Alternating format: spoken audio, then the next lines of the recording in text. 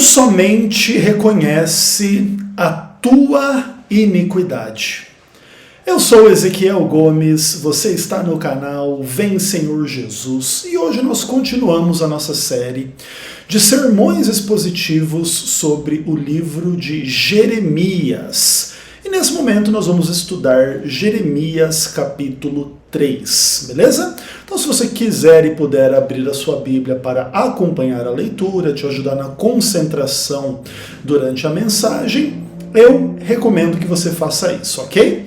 Enquanto você abre a sua Bíblia, deixe-me, entretanto, falar com você aqui que segue o canal Vem Senhor Jesus, porque acho que faz quase uns 10 dias que eu não publico nada. E várias pessoas têm entrado em contato lá no WhatsApp perguntando se está tudo bem, como é que estão as coisas e etc. Tá tudo bem sim, esses últimos dias foram bastante corridos.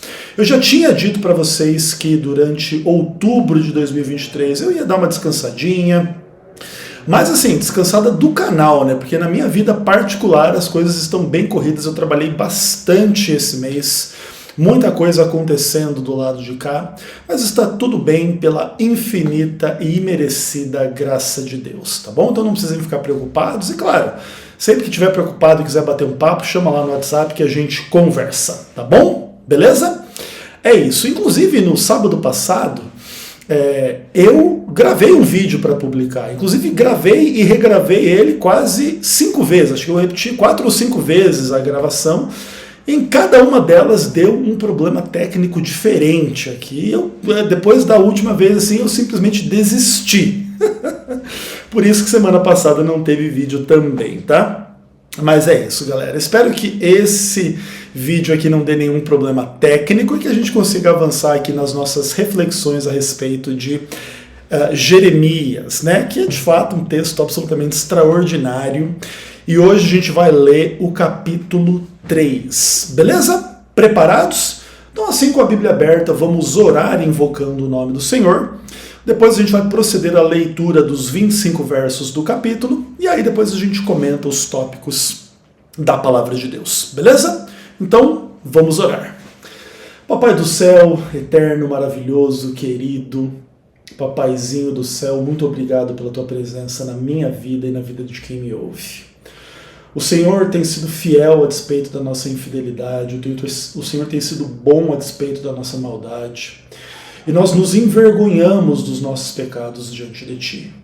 Por isso, entregamos a nossa vida em Tuas mãos no nome do Senhor Jesus, clamando que o Senhor nos perdoe, nos purifique, nos transforme daquilo que há de mal e dessemelhante de Ti em nós, e que ao meditarmos na Tua palavra possamos encontrar aquilo que Tu tens para nós, Pai. O perdão, a iluminação para a gente perceber o caminho que a gente está andando, a graça, o poder para viver uma vida diferente, para que a gente possa cumprir a Tua vontade. Fala ao nosso coração através do Espírito Santo, nós oramos em nome de Jesus. Amém. Bom, meus amados, hoje eu tenho a tarefa complexa de expor para você um texto extremamente pesado, como é característico do livro de Jeremias, né? A gente está chegando aqui na exposição do capítulo 3, e a gente vai percebendo que o livro de Jeremias é um livro um pouco mais pesado do que o normal em determinados aspectos, especialmente assim com aquela sensação de que o povo é infiel a Deus e Deus percebe essa infidelidade de uma forma muito intensa, muito emocional, com imagens muito vívidas. Essa é uma das características principais do livro de Jeremias e que me fazem tanto gostar muito do livro de Jeremias quanto me identificar, né? Como eu falei para vocês, aquilo que me motiva a fazer essa série é exatamente essa percepção que quando Deus me chamou ao ministério, o livro de Jeremias foi um livro muito importante assim para dar o tom daquilo que seria o meu ministério, né? E eu estou tentando explicar e demonstrar isso um pouco para vocês, fazendo a exposição do capítulo, ou de cada capítulo do livro, né? Nós vamos expor o capítulo, aliás, o livro completo à medida do tempo. Deixa eu ver quantos capítulos são. Se não me engano, são 51 a 52 capítulos. Nós ainda estamos no capítulo 3, ainda estamos muito no comecinho, né? Mas eu queria que vocês sempre mantivessem isso em mente quando vocês estivessem ouvindo aqui as mensagens dentro desta série, beleza? Então, sem mais delongas, vamos lá proceder à leitura. Jeremias capítulo 3, do verso 1 até o verso 25. Assim diz a palavra do Senhor. Se um homem repudiar a sua mulher, e ela o deixar, tomar outro marido, porventura aquele tornará a ela? Não se poluiria com isso toda aquela terra? Ora, tu te prostituíste com muitos amantes, mas ainda assim, torna para mim, diz o Senhor. Levanta os olhos aos altos desnudos e vê. Onde não te prostituíste? Nos caminhos te assentavas à espera deles, como o arábio no deserto. Assim poluíste a terra com as tuas devassidões e com a tua malícia. Pelo que foram retiradas as chuvas, e não houve chuva serôdia.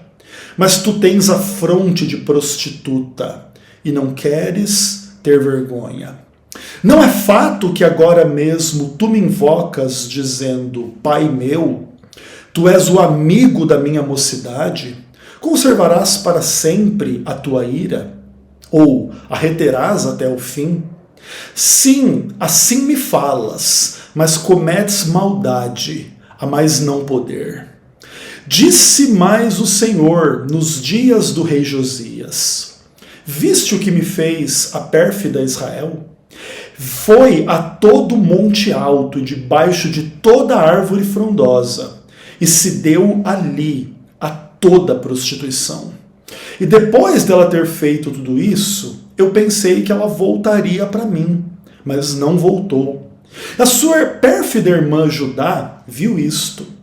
Quando, por causa de tudo isso, por ter cometido adultério, eu despedi a pérfida Israel e lhe dei carta de divórcio, vi que a falsa Judá, sua irmã, não temeu, mas ela mesmo se foi e se deu à prostituição. Sucedeu que, pelo ruidoso da sua prostituição, poluiu ela a terra, porque adulterou, adorando pedras e árvores. Apesar de tudo isso, não voltou de todo o coração para mim, a sua falsa irmã Judá, mas fingidamente, diz o Senhor. Disse-me o Senhor, já a pérfida Israel se mostrou mais justa do que a falsa Judá. Vai, pois, e apregoa estas palavras do lado do norte e dize: Volta, ó pérfida Israel, diz o Senhor, e não farei cair a minha ira sobre ti, porque eu sou compassivo, diz o Senhor, e não manterei para sempre a minha ira. Tão somente reconhece a tua iniquidade, reconhece que transgrediste contra o Senhor teu Deus, e te prostituíste com os estranhos debaixo de toda árvore frondosa, e não deste ouvidos à minha voz, diz o Senhor. Convertei-vos, ó filhos rebeldes, diz o Senhor, porque eu sou vosso esposo e vos tomarei, 1 de cada cidade, 2 de cada família, e vos levarei a Sião. Dar-vos-ei pastores segundo o meu coração, que vos apacentem com conhecimento e com inteligência. Sucederá que quando vos multiplicardes e vos tornardes fecundos na terra, então, diz o Senhor, nunca mais se exclamará: a arca da aliança do Senhor. Ela não lhes virá à mente, não se lembrarão dela, nem dela sentirão falta, e não se fará outra. Naquele tempo chamarão a Jerusalém de trono do Senhor. Nela se reunirão todas as nações em nome do Senhor, e já não andarão segundo a dureza do seu coração maligno. Naqueles dias andará a casa de Judá com a casa de Israel, e virão juntas da terra do norte, para a terra que dei em herança a vossos pais. Mas eu a mim me perguntava: como te porei entre os filhos e te darei a terra desejável, a mais formosa herança das nações? E respondi: Pai me chamarás, e de mim não te desviarás. Deveras, como a mulher se aparta perfidamente do seu marido, assim com perfídia te houveste para comigo, ó casa de Israel, diz o Senhor.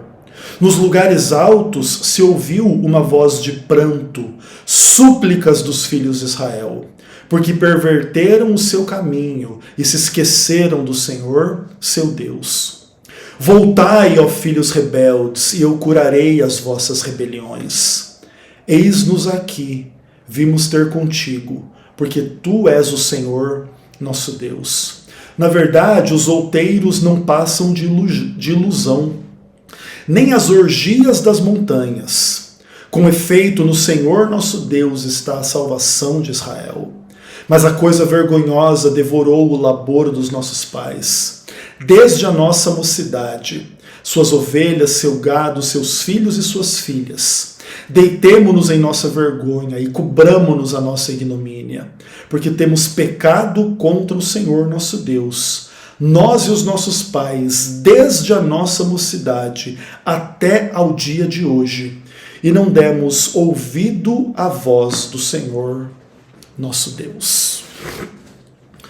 Como eu disse, né, o livro de Jeremias é um livro com essas imagens bem explícitas, bem fortes e bastante emocionais em certo sentido. E esses textos de Jeremias não são os únicos da Bíblia em que contém alguns desses temas que colocam a relação entre Deus, Israel e Judá, enfim, o povo de Deus, como uma relação de marido e mulher, e que as infidelidades do povo são tratadas metaforicamente como as infidelidades de uma mulher para com o seu marido, né? E essas questões são extremamente interessantes, assim, e a gente precisa entender essas imagens e trabalhar com elas da melhor forma possível. Tanto nas suas implicações literais, que envolvem aqui, vamos dizer assim, uma ampla gama de questões sexuais, quanto de questões metafóricas, onde os pecados sexuais, eles muitas vezes simbolizam outros pecados, que são os pecados da idolatria, que na prática podem ou não estar envolvidos em pecados sexuais literais. A gente vai falar um pouco sobre isso durante a exposição, mas nem sempre, tá?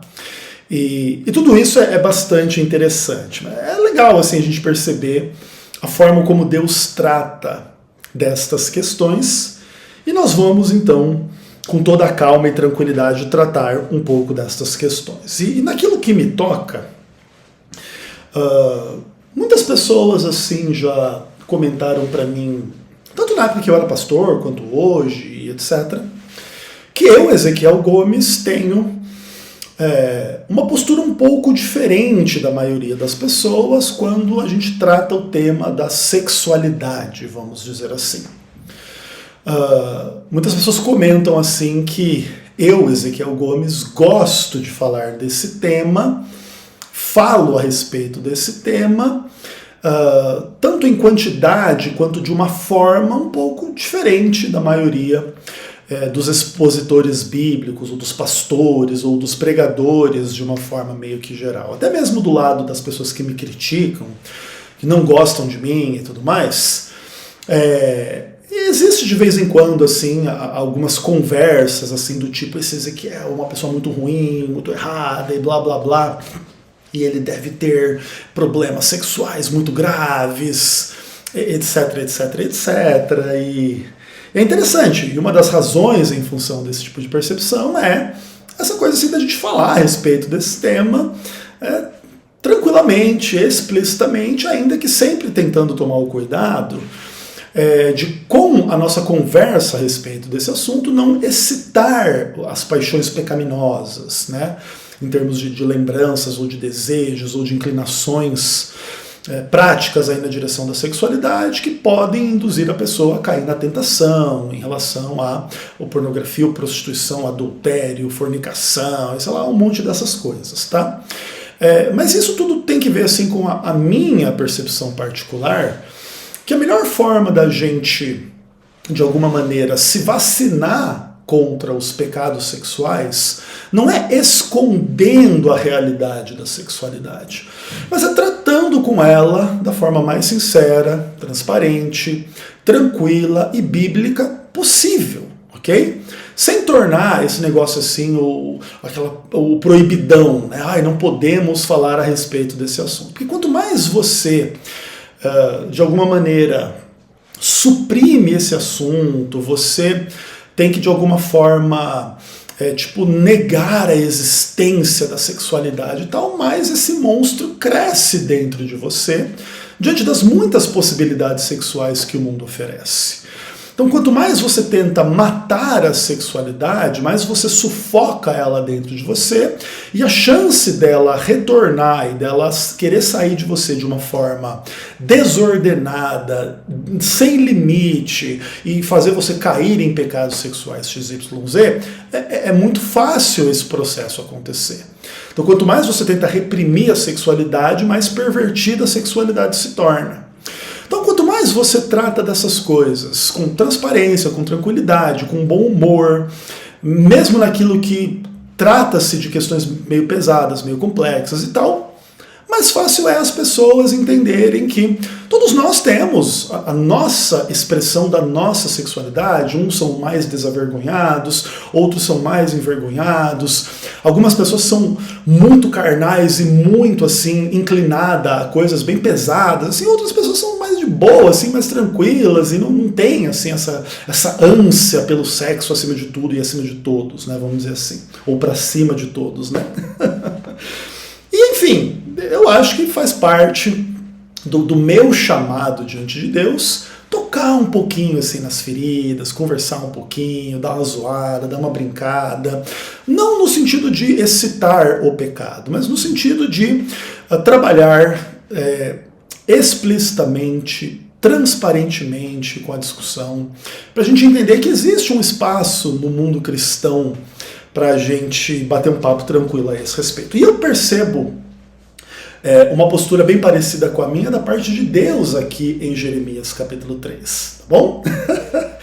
Deus é aquele que vem bater esse papo bastante explícito com as pessoas através do texto sagrado. E a conversa aqui é prostituição para todo lado, né? É infidelidade sexual para todo lado. E voltando, né? Essa infidelidade pode referir-se a algo literal dos pecados sexuais de Israel, como pode significar algo simbólico em relação à idolatria. E aí vamos entrar dentro do texto. E vamos lá, o texto começa com a imagem de um homem que repudia sua mulher. E essa mulher vai e toma um outro marido. E aí agora, a ideia é que se essa mulher, que agora tem outro marido, larga esse outro marido e volta com o seu primeiro marido, o caminho desse tipo de relação é contaminar toda a terra, é prostituir toda a terra, é contaminar ali todas as relações. Porque o que acontece? O relacionamento entre marido e mulher é um relacionamento maravilhoso, que é meio que a base da sociedade, da existência humana, que vai dar origem a filhos, que é todo o conceito e a experiência da família, tudo bem? Mas todos nós que já fomos casados, eu já fui casado 2 vezes, não sei que você está assistindo aí, já pode ter sido casado mais vezes do que eu, e etc, etc, etc.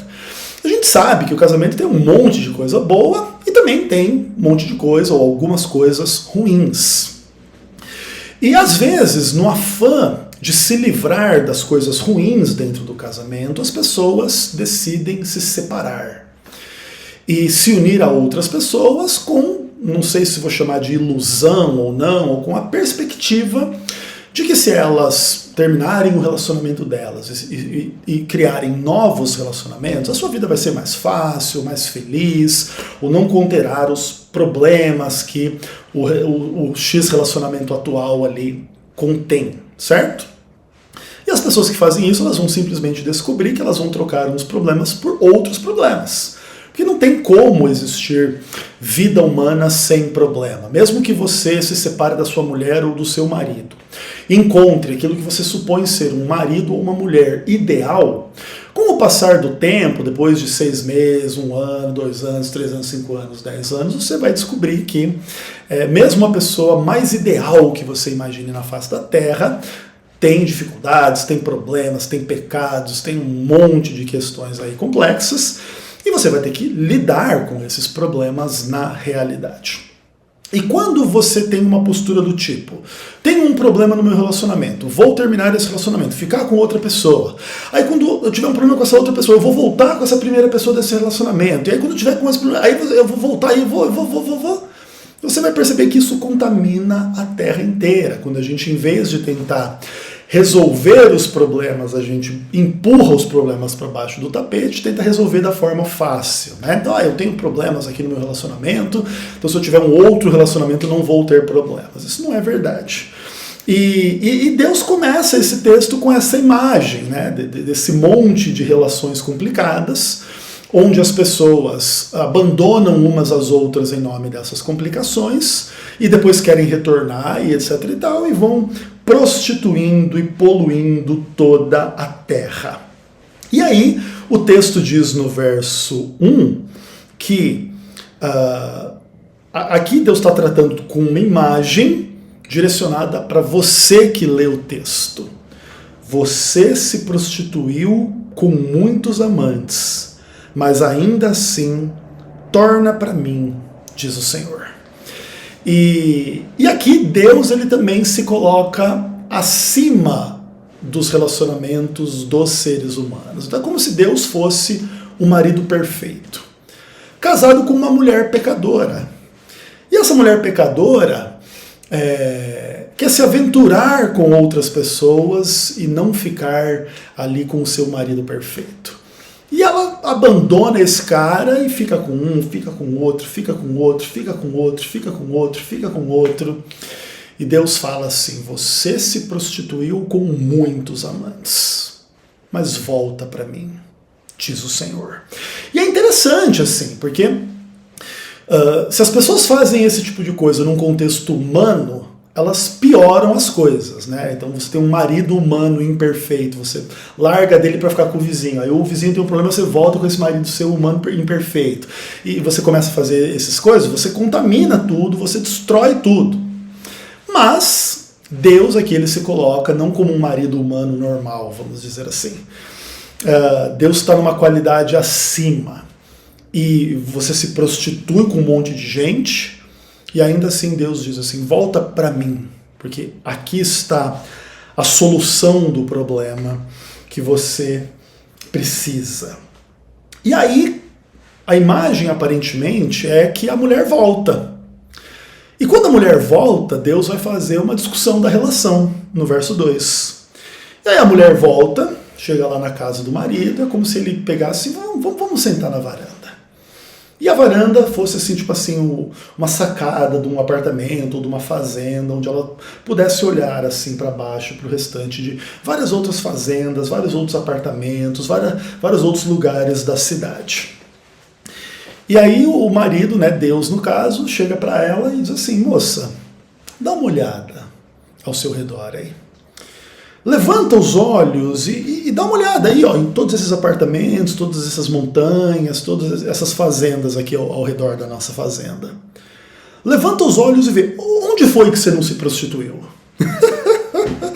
Deus ele nem manda ela dizer assim, não, fala onde que era a casa desses caras que você ia transar com eles aí. Deus fala o contrário, onde é que você não foi? Né? Ou seja, você foi em todos os apartamentos, você foi em todas as fazendas, você foi em todas as casas aí no deserto, se prostituir. E você, inclusive, sentava nas esquinas, nas praças, nos cantos, à espera dos caras. Então, sei lá, o cara estava lá trabalhando, no caso aqui a imagem é de um arábio, né? Um muçulmano lá em 600 anos antes de Cristo, aqui 800 anos antes de Cristo, sei lá quando que Jeremias escreveu isso aqui, andando com um cavalo, com um camelo, ou fazendo alguma coisa, e a mulher só esperando para esse cara acabar de trabalhar e ir lá transar e etc e tal. E assim ela poluiu a terra com a sua devassidão e com a sua malícia. E aí Deus ele vai multiplicando as palavras no que tange a essas questões. É prostituição, devassidão, é malícia. E é interessante assim que Deus coloque as coisas dessa forma, né? Tipo, Deus ele tá batendo um papo bem adulto e bem sexual com essa mulher Israel, né? Com esse povo que de alguma maneira representa essa relação marido-esposa entre Deus e Israel, né? Bem interessante, assim, bem legal assim, a imagem. E aí, o verso 4, aliás, o verso 3, ele diz que por causa disso as chuvas foram retidas e não houve chuva serôdia. E aqui acho que valeria a pena a gente fazer uma digressãozinha. O que acontece? Israel foi colocado ali na terra de Canaã e deveria ter destruído os povos da terra de Canaã para receberem herança lá a terra que mana leite e mel, a terra prometida. Na prática isso acabou que não aconteceu e resquícios dos povos que habitavam em Canaã permaneceram ao redor de Israel. E muitos desses povos tinham deuses e o culto desses deuses eram cultos de fertilidade. Inclusive é dessa realidade que surge a história, por exemplo, de Elias com os profetas de Baal, né? Então Israel se mesclou ali com aqueles povos meio que ao redor, eles adoravam Baal, e a adoração de Baal basicamente era, sei lá, todo mundo ir para debaixo de uma árvore, ou de algum lugar que tivesse um símbolo falocêntrico, como se fosse uma esfinge, não sei se o nome é esfinge na verdade, né? Obelisco, né, que fala, como se fosse um pênis ereto ali, e todo mundo ficava meio que ao redor do negócio, transando e jogando esperma na terra e etc e tal, para querer dizer assim que Baal iria fertilizar a terra em resposta àquela surubona toda. Era essa a crença daquelas pessoas. E eles acreditavam que quanto mais eles fizessem essas coisas, mais Baal iria abençoar. E a chuva, inclusive, era como se Baal estivesse ejaculando na terra para fertilizar o negócio. Era uma crença primitiva, uma crença que da nossa perspectiva hoje soa bastante ridícula, mas que era a religião da galera lá. E Israel aparentemente se contaminou com essas questões aí. E se prostituiu debaixo das árvores e nesses locais todos, em cultos de fertilidade. E aqui Deus então pega essa mulher, mostra para ela todo lugar onde ela transou, em todo lugar. Então, em tese, todo lugar deveria estar fecundo, cheio de vida, e cheio de chuva, e cheio de plantação. E aí no verso 3 diz, por causa disso que você fez, não é que vai chover e vai fertilizar até agora eu vou reter as chuvas. Vocês não vão ter o que plantar, o que colher aí para você comer, vai morrer de fome, tá? Como resposta ao pecado, né? O pecado traz a morte, quanto mais você peca, mais maldição você traz para sua vida, não menos maldição. A teoria é essa, né? E aí, o que acontece? Mas, no verso 3 mesmo, assim, mas mesmo assim você tem cara de puta, né? Que é o que o texto diz, tá? Não sou eu que estou dizendo. Tu tens a fronte de prostituta e você não tem nem vergonha. Então é como se Deus pegasse essa mulher, trouxesse ela para bater esse papo aí nessa varanda, mostrasse para ela todo lugar que ela transou ao redor ali, que foi em todos os lugares, e agora todos os lugares estão sem chuva, e a mulher assim, está simplesmente olhando com a cara de vagabunda, no sentido assim, nossa, que delícia que eu transei, estou tendo memórias aqui, Senhor, com tanta gente que eu transei aqui ao redor desse rolê aqui, com o rosto assim de uma prostituta, né? É uma imagem bem forte, assim, bem pesada, se você for parar para pensar. E aí, essa mulher, ela começa a falar com esse marido, só que curiosamente ela chama o marido de pai. É bem interessante. Aí, o verso 4 diz, não é fato que desde agora mesmo tu me invocas dizendo, pai meu, tu és o amigo da minha mocidade? Conservarás para sempre a tua ira, a reterás até o fim? Então agora essa mulher chega para esse cara que está dando esse sermão para ela e essa lição de moral e, pai, meu pai, vai ficar bravo comigo que eu tive tanta alegria e felicidade transando com todo mundo ao redor. Você não entende que eu sou jovem, Senhor? Você não entende que eu estou aqui pronta pro rolê? Se você não me fez assim, você vai ficar bravo, irado até o fim. Então, essa conversa aqui vai ser você bravo até o fim, Senhor. E aí o texto no verso 5 diz assim, uma fala muito interessante, né? Diz assim: sim, assim me falas, mas cometes maldade a mais não poder. Então, assim, tipo, Deus, ele tá também demonstrando, assim, como que ele se sente em relação à questão, né? Tipo assim, então essa menina, que é mulher dele, né? Ou que é filha dele, sai, transa com todo mundo, ele volta pra chamar ela pra bater um papo. Ai, meu pai, não fica bravo comigo, meu pai, por favor. E como quem diz assim, poxa, que relação íntima aqui entre essas duas pessoas, né? Ô, meu marido, não fica chateado, meu marido. Eu tô transando com os arábios ali embaixo, ali, mas rapidão eu já volto pro nosso apartamento. Calma, fica tranquilo, fica bem. E aí tenta, assim, passar uma mão na carinha dele, assim, pra ele ficar um pouco menos irritado. E Deus fala assim, veja a minha situação, galera. Essa mulher, como é que ela me trata? Ela fala assim, manso comigo, me chama de pai, etc, etc. Isso é muito carinho. E sai daqui para fazer maldade até não poder mais. Até, tipo assim, até não mais poder, né? Até não poder mais. Então é tipo assim, é como se essa menina saísse aqui desse encontro com o pai dela, que é Deus, e fosse lá transar com o cara da Arábia até o cara esgotar as suas energias. Ela ficar morta na cama, assim, até ter que dormir algumas horas para poder se levantar. É meio que essa a imagem do texto, né? E a imagem é pesada. E aí, o texto muda um pouco essa imagem totalmente sexual e ele começa: assim foi nos dias da pérfida Israel, nos dias do rei Josias. Então agora Deus dá um controle, aliás, Deus dá um contexto histórico à questão. Olha, galera, então o que eu estou falando aqui para vocês, como se fosse uma parábola descritiva da relação entre Deus e Israel nos dias do rei Josias. E aí ele diz assim, vocês viram o que Israel fez? E ele chama Israel aqui de a pérfida Israel, né? E pérfida, assim, é um adjetivo que a gente não usa, assim, atualmente, né? Vamos dizer assim, que é uma palavra mais antiga no português, mas é assim, você chamar a pessoa de podre, de imunda, de fato é isso, entendeu?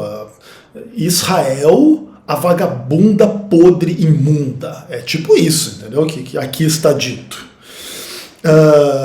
Vocês viram como é que Israel me trata? E aí Deus descreve, ela vai a todo monte alto, ela vai a toda árvore frondosa, e ali ela se dá a toda prostituição, e depois disso eu pensei que ela ia vir voltar para mim, e ela não voltou. E ela tinha uma irmã chamada Judá, e aqui o reino já está dividido entre reino do sul e reino do norte, e essa irmã, quando ela viu tudo isso, ela viu que então o que eu fiz? Eu dei carta de divórcio para Israel. Então aqui, ó, você vai me tratar dessa forma? Então tchau, vai morar com o seu arábio ali, ó, vai transar com ele, fica à vontade. Mas aqui nessa casa você não volta, tudo bem? E a irmã dela, quando viu que eu agia assim, em vez dela ter medo, ela que era a irmã dela, também era minha mulher ou também era minha filha, ao invés de temer e vir para mim e ficar morando aqui no meu apartamento comigo, ela falou assim, então se essa aqui foi embora com os amantes dela, eu vou com os meus. E também fez da mesma forma. E se entregou à prostituição, no verso 8. E aí, pelo ruidoso da sua prostituição, ela poluiu a terra, ela adulterou adorando pedras e árvores. E aqui Deus faz uma comparação muito pesada, assim, entre o barulho da relação sexual e o barulho de Judá cometendo idolatria. Então, basicamente o que acontece aqui é o seguinte, então imagine você, sei lá, uma orgia acontecendo e o barulho da mulherada gemendo, e da própria relação sexual mesmo, da penetração, um monte de barulho, a mulherada gemendo, aquela coisa toda. Imagina assim, um monte de gente transando no mesmo lugar. Beleza. Agora muda essa imagem numa outra imagem, um monte de gente ajoelhando diante de pedaço de pau e árvore. Oh, tu és o Senhor, meu Deus, porque o Senhor me livrou da terra do Egito. Oh, louvado seja aqui o Senhor. Como adorando imagens de escultura e etc, e etc, e etc. Então essas invocações, esses louvores a esses deuses que estavam materializados em forma de imagens de escultura, são comparados aqui ao barulho de uma orgia, de uma relação sexual aí, de um monte de gente, etc. e tal. Então você percebe assim que as imagens, elas são cada vez mais pesadas, elas são cada vez mais explícitas, elas são extremamente fortes, assim.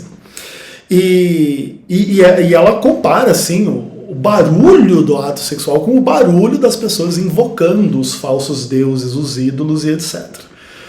Mas aí, o que acontece? Mesmo nesse contexto onde Israel fazia essas maldades e vinha conversar com Deus, Judá também veio. Só que Judá veio de forma falsa. Olha que coisa interessante. Quando Israel é descrita vindo conversar com Deus, Israel está com a cara de prostituta, de maliciosa, mas dizendo assim, olha, Senhor, não fica bravo comigo, eu sou jovem, tá tudo certo, eu estou transando com todo mundo e tá tudo bem. Beleza, Senhor? Só que quando Judá vem, ai Deus, me ajuda, me perdoa, que não sei o quê, mas, tipo assim, é como se descrevesse a seguinte questão. Israel, quando vem falar com Deus sobre esse assunto, ela é mais sincera na putaria na qual ela está envolvida. Judá está envolvida no mesmo tipo de problema, mas ela tenta mascarar a coisa e vem como se viesse falar com Deus e assim, não, Senhor, eu não transo com ninguém, você é o meu único Senhor e Deus, e eu amo o Senhor e eu sigo ao Senhor. Ou seja, o povo de Israel está dividido em norte e sul, o povo do sul, Israel, o povo do norte, Judá, e ou é o contrário, também nem lembro, que sou meio ruim dessas coisas aí, mas o fato é, Israel e Judá estão divididos, Israel peca mais de cara limpa, Judá peca mais falsamente. E aí Deus dá um juízo. Bom, a podre e imunda prostituta Israel é mais justa do que Judá. Então vai e apregou essas palavras para o lado do norte. Então, Israel é no norte, Judá é no sul. Volta, ó pérfida Israel, diz o Senhor, e não farei cair minha ira sobre ti, porque eu sou compassivo, diz o Senhor, e não manterei a minha ira para sempre. No final, Israel estava até correta, né? Apesar de não no sentido dos pecados que ela fazia, mas de que Deus não iria reter a ira para sempre. E aí Deus dá a condicional para Israel experimentar esta benevolência da parte de Deus. Tão somente reconhece a tua iniquidade, que transgrediste contra o Senhor teu Deus, e te prostituíste com os estranhos debaixo de toda árvore frondosa, e não deste ouvidos à minha voz, diz o Senhor. Deus vai aceitar Israel de volta, mas isso não vai tornar os pecados de Israel em algo desculpável, no sentido de que aquilo não foi errado, não foi pecado. Israel vai ter que reconhecer o pecado que realizou. E aqui existe uma questão muito interessante assim na relação com Deus. Quando você pensa na lei de Deus, você pensa lá, por exemplo, nos 10 mandamentos. E você percebe que com poucas instruções, Deus resolveria, se não todos os problemas do mundo, pelo menos a imensa maioria deles, com 10 regras simples. Imagine que nós fôssemos, como sociedade, como indivíduos, a encarnação dos 10 mandamentos. Nenhum de nós teria cobiça com o que não é nosso, nem em relação a coisas, nem a pessoas, nem a aparência. Acabou inveja, acabou cobiça, acabou um monte de coisa. vamos dizer que nós não tivéssemos nada assim como algo escondido ou mascarado ou mentira. Imagina a revolução que isso faria nos relacionamentos entre as pessoas, na política, na economia, na sociedade, em tudo. Não tem roubo, não tem adultério, não tem assassinato, não tem, enfim, todo mundo guarda o sábado, ninguém idolatra. Era um outro mundo, né, vamos dizer assim. E quando a gente olha para o nosso mundo, na real, nós e o nosso mundo somos o inverso dos 10 mandamentos em ampla medida. Somos pecadores, transgressores. E na verdade as pessoas estão cheias de mentira, de malícia, de vaidade, de adultério, de prostituição, de cobiça, de inveja, de toda essa merda que existe no pecado, certo? E a condição para a gente voltar para Deus é reconhecer o quanto a gente é podre e imundo em contextos de pecado variado. E aí nem todo mundo tem os mesmos pecados. Então pode ser que, por exemplo, você tenha que reconhecer-se como uma pessoa podre e imunda da sua forma, e eu tenha que me reconhecer como uma pessoa podre e imunda da minha forma, certo? E não são pecados idênticos, assim como eu e você não somos pessoas idênticas. Mas o fato é que todo mundo precisa passar por essa experiência e reconhecer tanto o que a gente peca e quanto e onde a gente peca, debaixo de toda a árvore, toda vez que a gente mentiu, toda vez que a gente viu pornografia, toda vez que a gente adulterou, toda vez que a gente roubou, toda vez que a gente teve ódio, mágoa, tristeza, num contexto de revolta maldosa, pecaminosa contra a lei de Deus.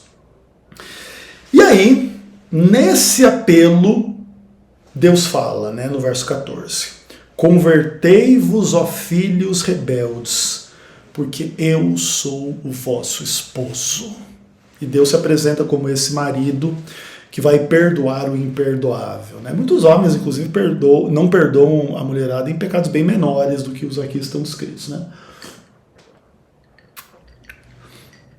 E Deus compara o pecado da mulher Israel aqui como a pessoa mais vagabunda possível, a puta mais puta que você imaginar na face da terra. E a essa pessoa Deus se dirige dizendo: converta-se, porque eu sou seu marido. Muito louco, né? Muito interessante. E ele vai tomar 1 de cada cidade, 2 de cada família, para estar em Sião, para morar em Jerusalém. E ele vai dar a essas pessoas pastores segundo o seu coração, o coração de Deus, que vão apacentar estas ovelhas com conhecimento e com inteligência. E aí o que vai acontecer quando isso aqui vier a se tornar realidade? Essas pessoas vão se tornar fecundas e elas vão procriar. E aqui é uma questão muito interessante. O que revela que o problema de Deus com essas pessoas não é exatamente sexual, porque se depois delas se converterem elas vão procriar, o sexo não vai ser retirado da vida delas, mas ele vai ser transformado de um ídolo, transformado de um contexto de devassidão e prostituição e malícia e um monte de merda, em algo para ser vivenciado num outro contexto, num contexto de fidelidade a Deus e de procriação dos filhos. E aí tem uma imagem curiosa, assim, que quando eles se tornarem fecundos e se multiplicarem na terra, eles não vão mais olhar para a Arca da Aliança. Provavelmente isso implica que na relação com Deus, Israel pegou objetos como a Arca da Aliança e criou superstições, idolatrias e mal entendimentos em relação à presença e à proteção divina em função do objeto. E em função disso agora a Arca da Aliança vai desaparecer, não vai se fazer outra, e as pessoas não vão se relacionar com Deus desta mesma forma. Inclusive aqui já se prepara um pouco do campo narrativo do que vai ser a nova aliança lá em Jeremias, se eu não me engano é 31, é 33, tá? Ainda está um pouco longe da gente chegar lá. Mas o fundamento já começa a ser construído aqui, né? Vai haver uma nova relação com Deus, uma nova forma de lidar com as coisas. E naquele tempo todo mundo vai se reunir em Jerusalém, que vai ser chamada de trono de Deus, e Israel e as nações já não andarão segundo a dureza do seu coração maligno. E tanto Judá quanto Israel virão da terra do norte para a terra que dei em herança, mas aqui para Jerusalém, acredito eu que seja a imagem. E aí o texto abre um parêntese muito doido, muito interessante. A gente tem a sensação então de que agora o problema chegou no fim, né? Tipo assim, Israel se prostituía, Judá se prostituía, aquele problema todo, e agora Deus chama todo mundo de volta, e Deus vai ser o marido de todo mundo vai procriar e vai crescer e se multiplicar, não vai ter a Arca da Aliança, vai estar tudo bem. E aí depois dessa imagem, assim, que seria tipo a resolução do problema, Deus, ele como que coloca assim, sabe aquelas caixinhas de pensamento, assim, uma nuvenzinha? Mas eu a mim me perguntava, verso 19, como é que eu colocarei essas pessoas na terra desejável, na mais formosa herança das nações? Como é que eu vou pegar esse bando de vagabunda imunda, que são as pessoas, e torná-las pessoas dentro da herança mais maravilhosa que existe? E a resposta é: essas pessoas vão chamar Deus de Pai e não vão se desviar dele. Ou seja, Deus vai ter poder de curar uma infidelidade absolutamente gigantesca pelo poder do seu amor, da sua presença, da sua graça, daquilo que ele vai manifestar como marido. Muito interessante. E aí ele diz, olha, é bem verdade que como uma mulher se aparta perfidamente do seu marido, vocês se afastaram de mim. Vocês, nos lugares altos, estavam lá, chorando, suplicando e clamando, porque vocês perverteram o seu caminho diante de Deus e se esqueceram do Senhor. E aqui essa é uma imagem muito interessante.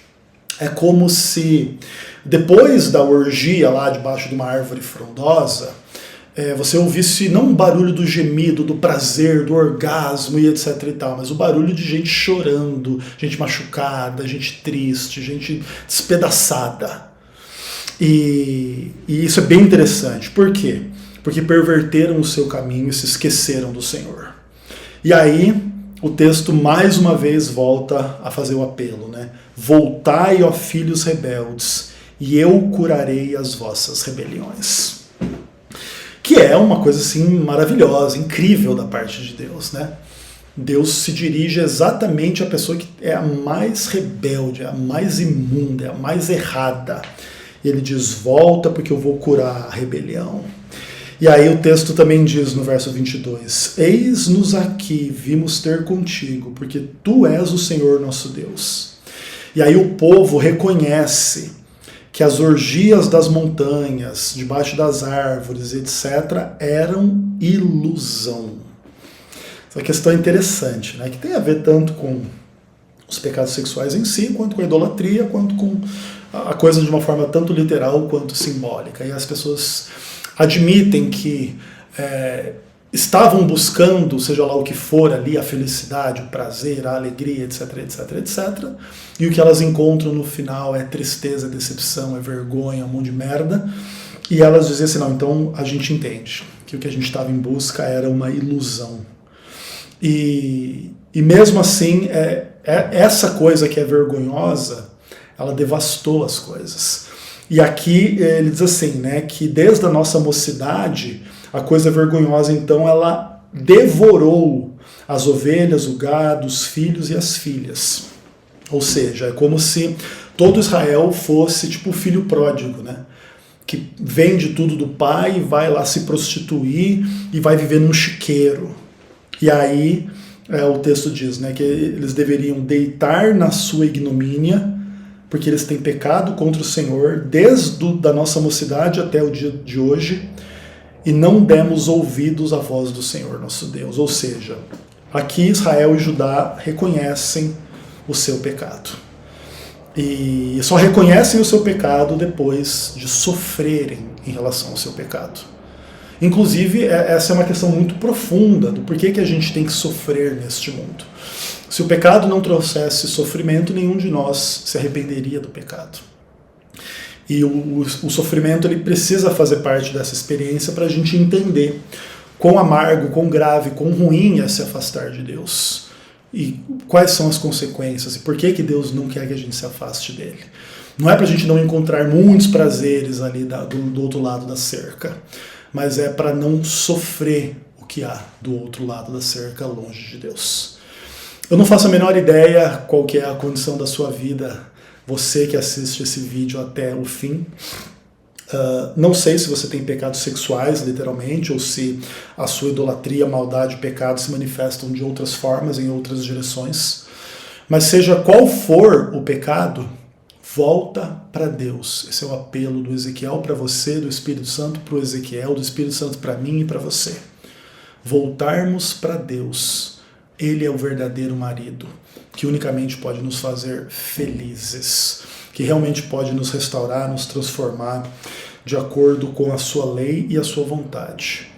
E o primeiro passo é tão somente reconhecer. Não querer se justificar, não querer se defender, não querer dizer, eu sou assim, mas é assim normal e tem gente pior e tá tudo certo. Quem segue nesse caminho nunca vai se reconciliar com Deus. Mas aquele que admite a podridão do seu pecado, mesmo que possa existir pecados piores por parte dos vizinhos, é a única pessoa que pode experimentar reconciliação com Deus, que é o apelo para o qual Jeremias capítulo 3 nos conduz. Reconhecermos os nossos pecados para que Ele cure a nossa infidelidade e a nossa rebelião. Um abraço, até o próximo vídeo, se Deus quiser.